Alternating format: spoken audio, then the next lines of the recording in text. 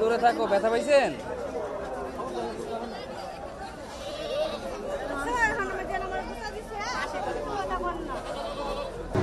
$1,30,000 টাকা চাচ্ছি। আর আমি পালিছি 3 বছর হচ্ছে। আর ওয়েট হচ্ছে 95 কেজি। ডিপ জল, আর নামকরণ হয়েছে ডিপ জল। আর আমরা রাজশাহী থেকে আসছি। 85-90 বলছে।